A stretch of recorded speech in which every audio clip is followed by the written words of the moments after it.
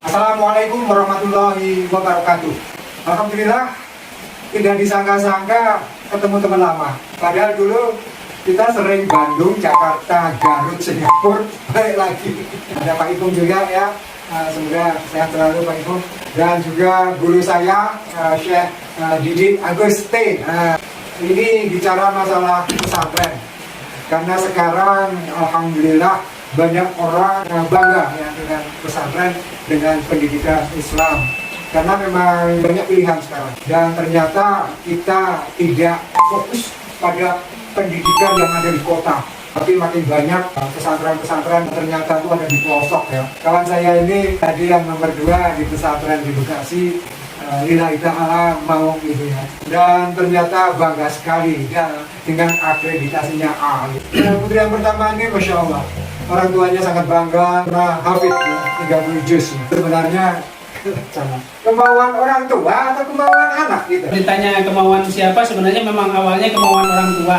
Dan kita mau anak kita itu menjadi anak-anak yang soleh-solehah, supaya ketika kita wafat nanti masih ada mengalir pahala-pahala atas apa yang kita usahakan. Apalagi kalau anak itu soleh dan mendoakan orang tua, luar biasa. Nanti akan di akhirat itu, kata Rasulullah, ada orang tua nanti terheran-heran diberikan pahala bergunung-gunung oleh Allah.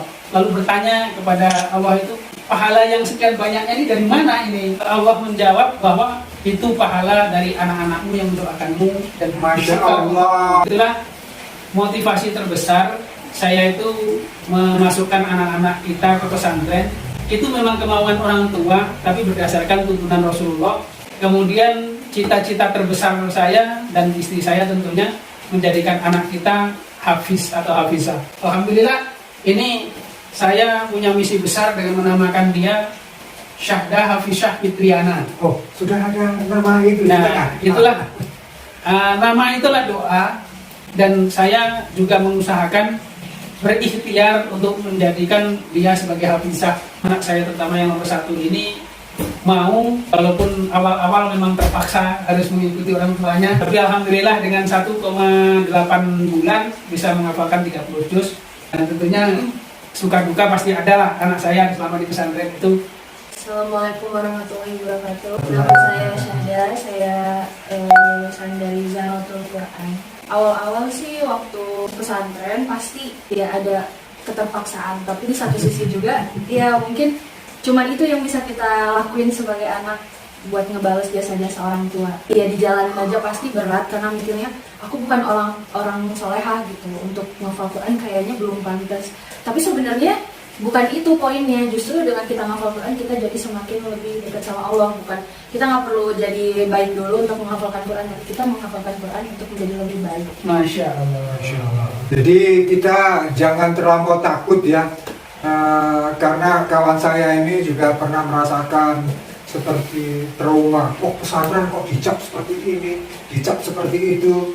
Sebenarnya kalau di pesantren ini kan puluhan ribu ya.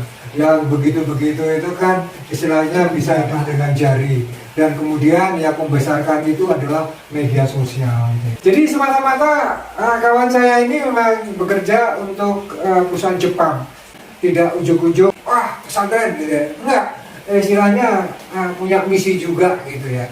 Jadi kita ini sebenarnya orang-orang internasional yang akhirnya juga memilih bahwa pesantren itu adalah tempat yang bagus. Kira-kira dulu ketika memilih pesantren itu takut nggak takut gitu. Tapi akhirnya kan istilahnya percaya kan kalau pesantren itu juga lembaga pendidikan yang baik kan gitu. Pertama yang perlu kita lihat adalah mutu dari pesantren tersebut. Bagaimana pengelolaannya, bagaimana penjagaan terhadap anak didiknya, kemudian kalau ada akreditasinya seperti apa, kemudian legalitasnya seperti apa.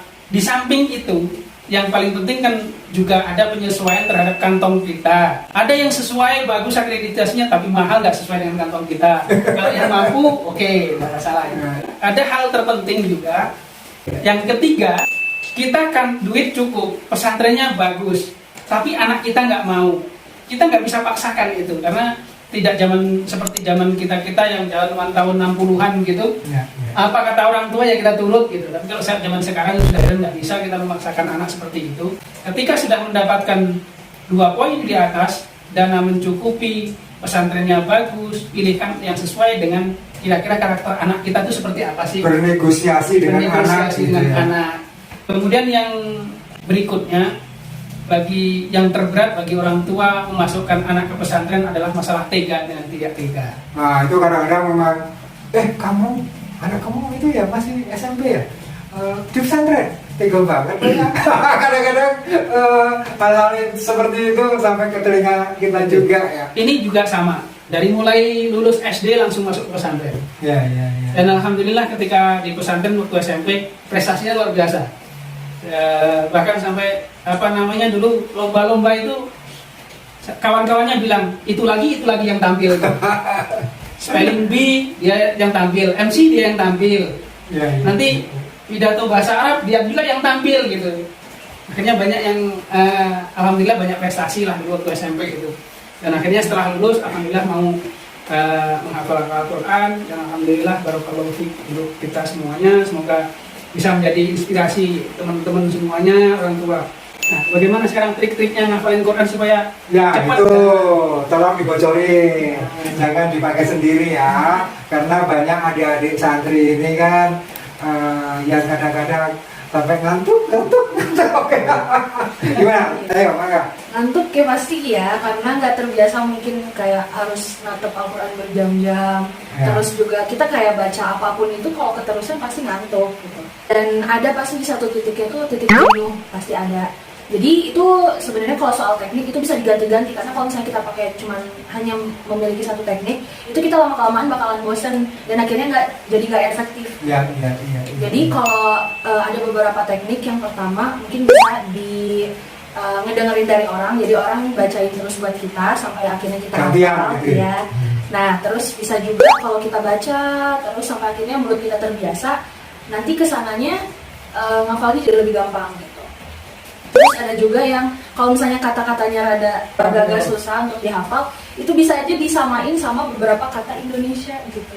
Jadi kayak sambil dibayangin aja, atau kalau misalnya bahasa Arabnya sudah bagus, bisa sekalian dihafalkan terjemahnya, itu biasanya lebih gampang. Ada Al-Quran khusus kan buat yang hafal itu ada blok-bloknya, jadi dia memudahkan kita untuk memanage waktu dan target.